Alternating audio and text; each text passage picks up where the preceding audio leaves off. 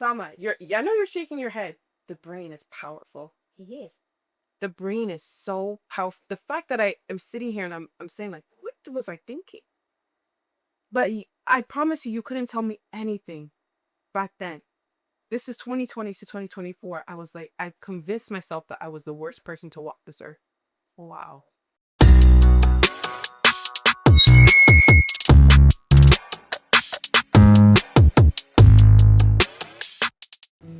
Welcome to Split Roots, where stories of identity, belonging, and transformation comes alive. I am Salmat Olatuyi, and each week we sit with voices shaped by migration, heritage, and realities of settling into new lives. From navigating the unfamiliar system to adapting across culture. Today I have with me a very special guest, a very good friend. She is a mental health specialist. She has been through a lot and come out with purpose. Join me in welcoming Crystal and Neola. Thank you so much, Salmat, for that lovely introduction. I'm so happy to be here on Split Roots. And yeah, I'm really excited to get into it today. I know this topic is very near and dear to my heart and yours and everybody watching. So I'm really happy to be here. I really appreciate you creating time for this episode. And, because we have been together for so long, and I know your story, and I believe your story and this conversation is going to touch a lot of lives. So let's start by asking, what does authority over mental health means to you personally? Authority over mental health. I would say, well, that's a loaded phrase for sure. Authority over mental health. To me, that means taking power over your story, whatever it is that you're going through, just reclaiming that power and authority over whatever future you want, despite what your mental health situation looks like, as well as just having blind faith that there's a light at the end of the tunnel, even if it doesn't, seem like it. I think that's what it means to me. Yeah, I also agree with that perspective. I also think like every individual should have power over our thoughts, have power over whatever we feel or whatever we are thinking. Um, I would like to ask you, was there any chapter in your life where you were mentally challenged, where you were facing like a personal battle, and what helped you through that situation? Whew. Yes, there was for sure. There's many, I would say, but I think the most memorable one for me was the beginning of 2020, right before the pandemic. I would say that was a really difficult stage for me to go through just because I was alone in Canada. I, wasn't with my family. I think that slowly my mental health just like started to deteriorate, and I was getting ready. I had just applied to universities, and school had closed down, whatnot, and I didn't feel like myself anymore, right? I would say slowly from then, depression became started to find me. I think 2020, 2021, I started going to university. It was hard making friends, especially because you're not in person during the pandemic, So everything was online. And my mental health was just really, really bad. I had a lot of negative thoughts. I remember feeling so alone, like nobody is experiencing the same depression or this same, I didn't even know it was depression at the time, but I just knew I wasn't myself. I didn't feel like myself. And I felt so lonely. That was a big challenge for me. And that kind of went on until I would say the end of last year. That's when things started to look up for me for sure. But 2020 to 2024, I would say that was the biggest challenge in terms of my mental health. Yeah, I remember back then when we used to hang out. I remember there was nothing to do. We only go. Back then, you were a student and I was working in the healthcare sector. We just go to work, come back home, the same routine every time, and it's so overwhelming. I relate with whatever you said. And during the pandemic, a lot of people passed through this situation. But they don't talk about They it. don't talk about it. We keep it to ourselves, and we just suffer in silence. Yeah. And that's what I really don't want to do anymore. I don't want to suffer in silence. I want to, yeah. Did you find it easy talking about your situation back then with anyone? No. Like, even, because Salma, I would see you every day. We lived together, right? And I feel like there were some things that we could speak about for sure. And we kind of bonded over how bored we were. how we always said, this place is boring. Canada is so boring. But the depths of, behind what was really happening, like, how negative those thoughts were, I feel like that's just a lot more difficult to convey, especially when you feel a bit ashamed, when you feel guilty over stuff. It was harder, definitely. So no, I don't think it was easy. I think that there needs to be more awareness. And also, I believe speaking out and saying I need help is also a sign of authority. Taking authority over whatever you are passing through. There was a moment in my life where I also felt overwhelmed. I just keep feeling like there's this sound of depression that is just echoing. And then I just came to realize at some point that I have a choice. I have a choice to either feel depressed and let it weigh me down, or to take charge over my situation. I remember back then you guys taught me how to ride bicycle. Yeah, it's one of the way of overcoming. I have to go out, mingle with friends, ask people. So back to you, Crystal. So during that period when you were passing through depression, did you seek help anywhere? You know what? I did. So the thing, just to get more in depth of how I was feeling, right? The thoughts I was having, I was ashamed of. I felt like I couldn't say it to anybody because I would be judged and it would be misconstrued. So I told people, I'm sad, I'm depressed, but it was more than that. Yeah, it was more than that, but I just couldn't say it. So you asked me, did I get help, right? Did you seek advice? Did you go to the mental health specialist? So I did, but I didn't say the whole story. In 2022, I went to my university's Student Wellness Center. And that's where they help people with, whatever they're going through, kind of like resources, counseling, kind of stuff like that.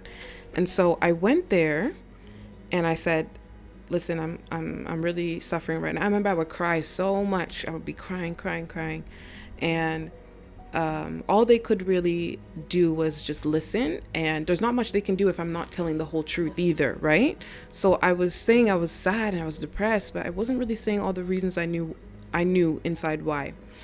And so I ended up being given antidepressants. So citalopram, they gave me that. I tried it. I said, you know what, this is not for me. It's not for me. Because I'm not targeting the root, right? Why do you feel reluctant? Why don't you feel like you want to share the truth?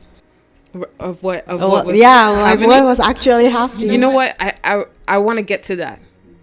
Like, I'm kind of telling the story in a way that I actually found out too, because it wasn't in 2022 that I understood everything. I just knew I was sad. I knew I was depressed. I knew that my thoughts were not normal. I felt like my thoughts were not normal. It was last year that I eventually accepted. Yes. Eventually I found out what was wrong, what was truly wrong. And so in 2022, just to, because I want to, build up to that a little bit. But in 2022, like I can't stress how this really made me feel though, because we could sit here and we could talk about how depression, anxiety, but the feeling of it, Salman, it's like no other. The feeling is just so, like, do you know what I mean? I do. Yeah. I do. Like, you can't just explain it with words. I know. I heard somebody say that it feels like you're being pulled down, like from below, like pulled, or like having a constant dark filter with everything that you're looking at, slowly, but yeah, so I did seek help. 2022 didn't really help though, honestly, because I didn't say everything. And I also feel like I am also a victim of not trying to say the truth, when seeking help. Why? I used to believe seeking help emotionally from someone who doesn't even know my story. And at some point, I feel like going to a counselor, going to a mental health specialist, it's just like a waste of time. And it's just like me exposing myself to somebody who is not going to give me a solution. And to some point, I was, when I was feeling depressed and when I was passing through my own episode, I just feel like I don't want to say anything to anybody because I don't want them to judge me. But ever since I moved into the social service field, I felt different. I feel it's important to speak out. It's important to seek medical or professional help or professional advice. Sometimes they might ask you to keep saying what is wrong. That is because they want to know the root. Imagine if we don't tell them the exact thing that is happening. So there's no way they can tackle what is actually wrong with us. You're right. You are right. I agree with you. So many things that you just said. I just want to end off by saying,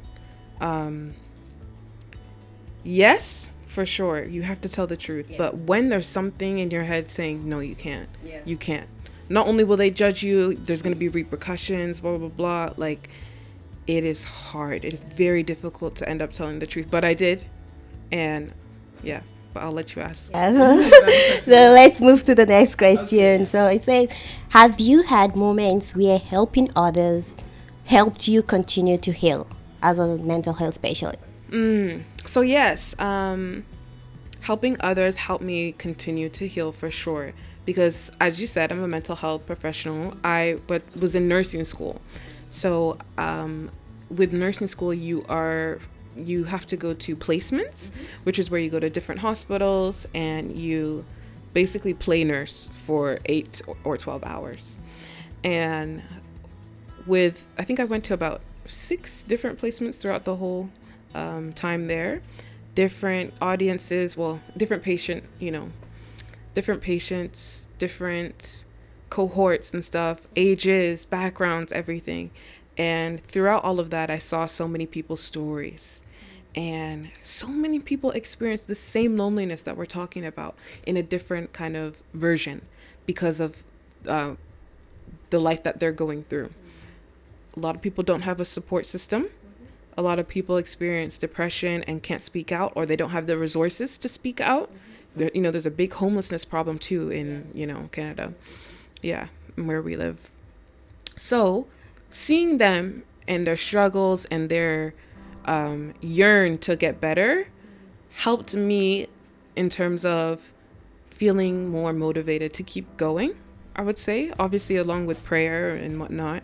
But I just saw how a lot of people were even in a worse situation than me, and they were still striving and they were still trying. And I definitely feel like it helped me find my purpose, which is to help people. And when you have a purpose, you have more motivation to keep going, right? Perseverance.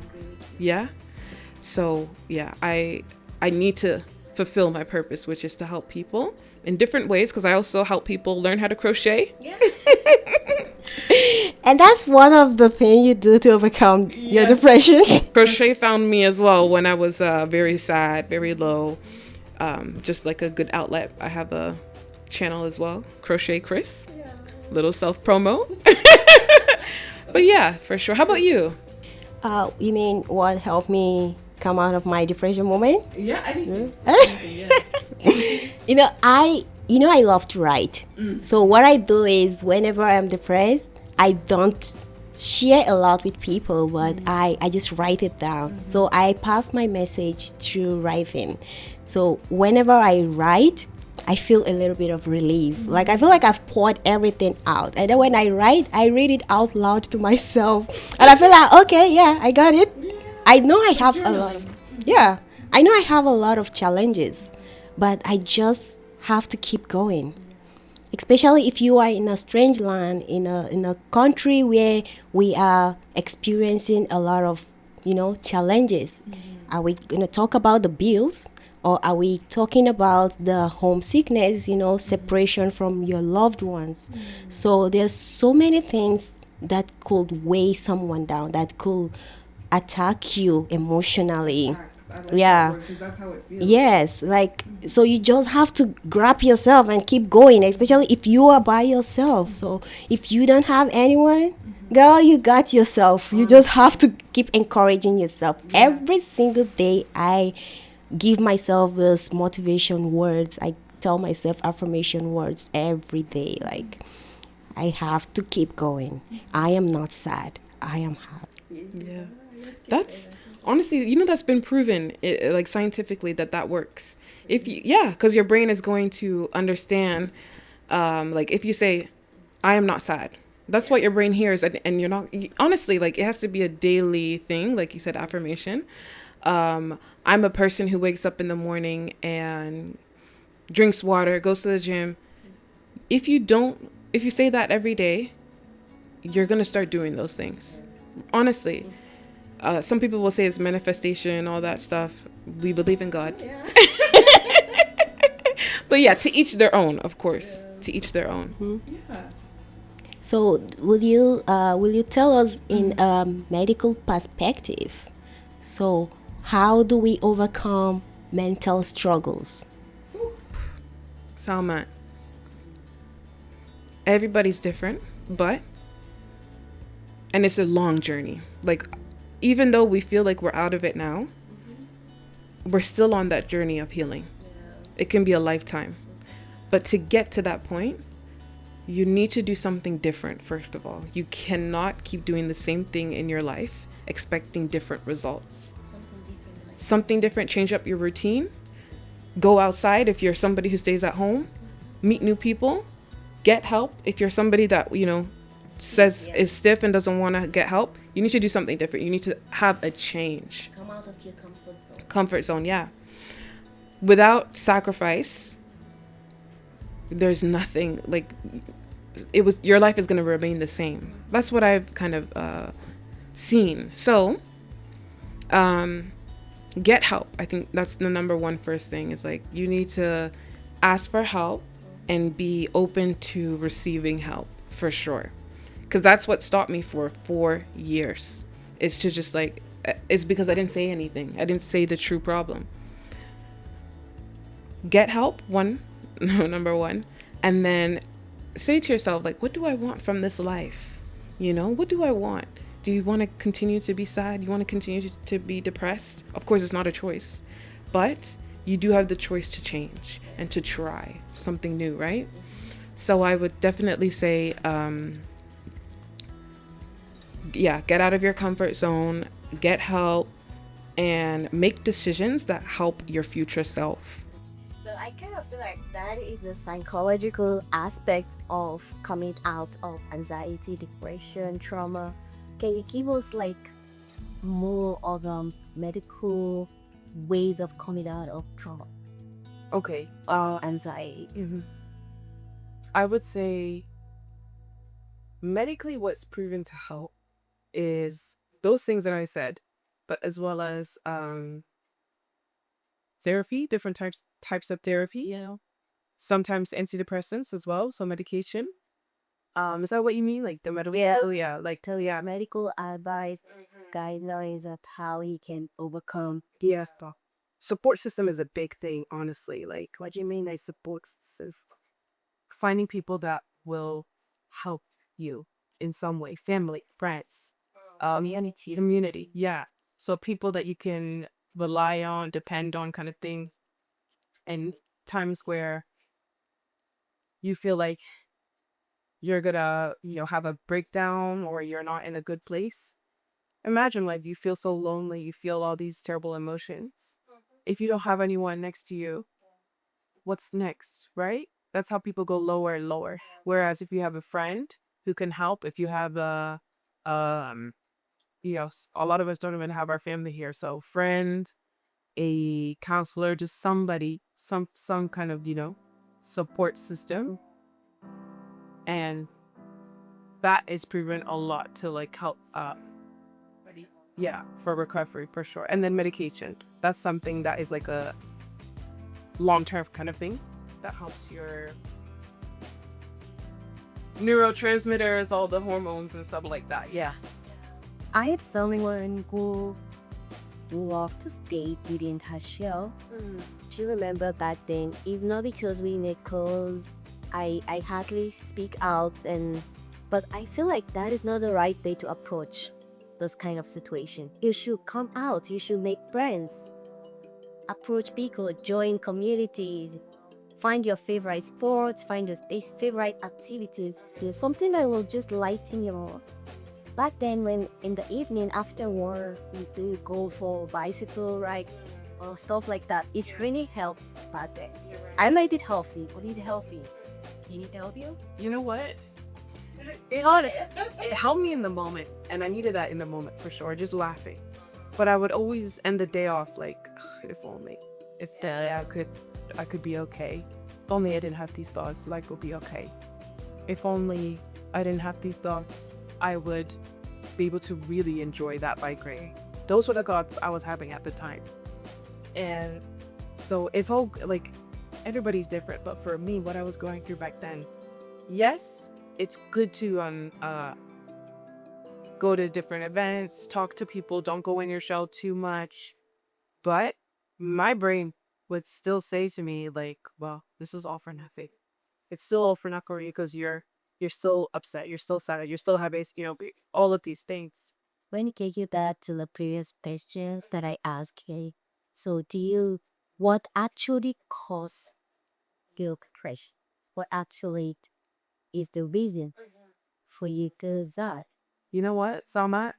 I've never told you this. This is gonna be the first time that I told you.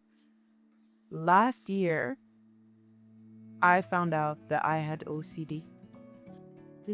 Have you ever heard of OCD? Really? No worries. I'll explain it to you. That's what I'm here for. You can.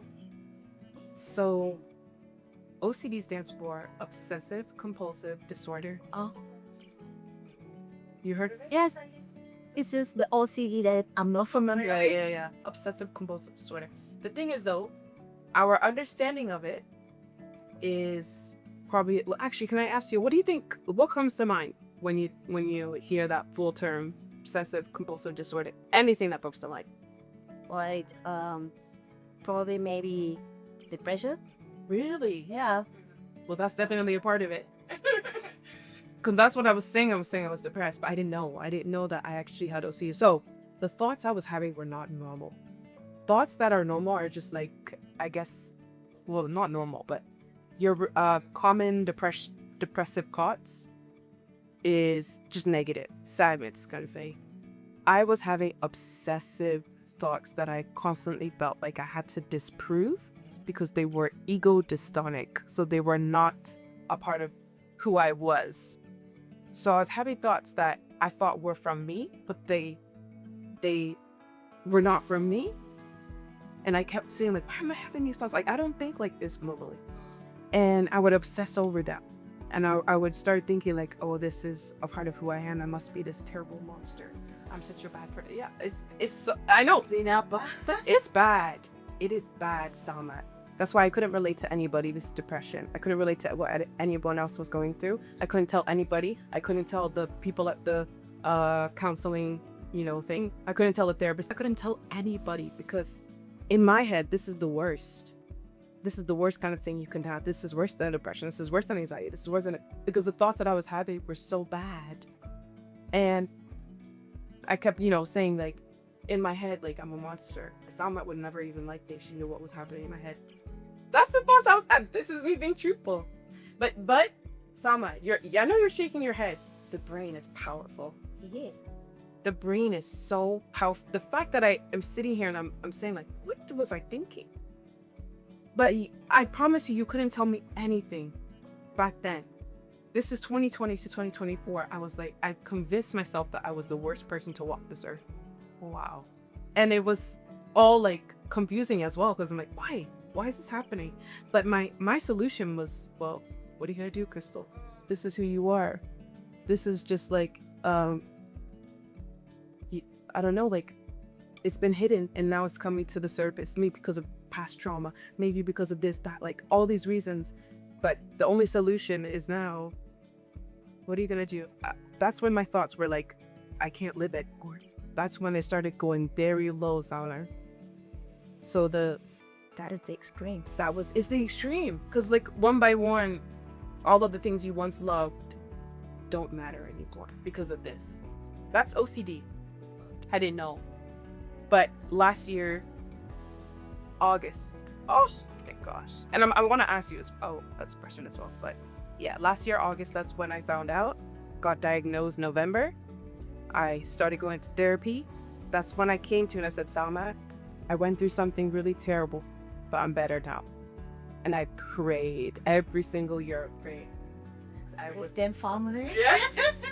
I prayed so much because I thought that God had abandoned me at some point. I really thought like, yeah, this is it for me. I was not seeing the number 25. Like I didn't think I would make it. Even 24 was a miracle. But yeah, I know that's a lot to hear, but I have to tell the truth. I have to tell the truth. So that's why it was so hard for me personally. Like I felt like nobody could really understand what I was going through. You said, sorry, do you want to say anything? Yeah, go ahead. Okay. You said like those thoughts towards the end, like that's the bottom kind of thing. When you feel like there's nothing else after this. Can you relate to that in any way? Yeah, because I have dived into the world of Crystal. I have rise and fall many times. You know the story to some extent. So I've experienced a lot of stages in my life that I can relate to anyone who is passing through anxiety, depression, trauma. I can definitely relate to anyone. And this is why I specifically choose those social words pill. I just want to see how I can impact people positively. A lot of people has migrated from their original source, trying to start a life in a new and unfamiliar system. You know how that can be so challenging. I have let my God knows where, like for a very long time, and been traveling from one country to the other. But finally, I come to realize that happiness is not something that anyone can give to me. I just have to accept what I am passing through. Challenges is normal in life. You cannot say because I come from a rich family that I shouldn't be experienced. There's so many rich people who are also depressed. There was a day I was passing and I was telling a friend like, you are hanging this guy because he's in a very luxurious car, but do you know what that person is passing through? You know, there's so many things going on earth. And if you think yours is the limit, trust me, yours is even the beginning of where others start, you know, there's so much going on, and I believe we should create happiness in the middle of our stuff. We should just decide to be like, okay, I'm depressed, so therefore I'm gonna go kill myself or go end my life. So before we round up, I just want you to give like a final remark or something that will encourage our viewers at home, like something that anything that can be like a message that you will give to someone who is feeling they have reached their lowest moment. You are never broken beyond repair. There's still hope, even when it doesn't look like it. Even when everything seems bleak and dark, there is still hope. And whatever you're going through, I know you might feel as if you're the only one going through it. I promise you, you're not. I promise you, you are not alone. I think that's what I would say 100%. OCD is very misunderstood. I never knew that that was what I was going through. Get educated about your mental health. Go seek help. Please seek help. 100%. I think that's it. You hear it. There's always hope. There's always hope. So if you're listening and you're feeling overwhelmed, just know that you are not alone. Try to seek help, like Christian said, and remember that you got power in it. So try to fight for yourself. Don't let depression or anxiety overrule your life. So we have come to today's episode, to the end of today's episode, and thank you for being part of this job. I remain Salmat Olatsi, and this is Street Treats.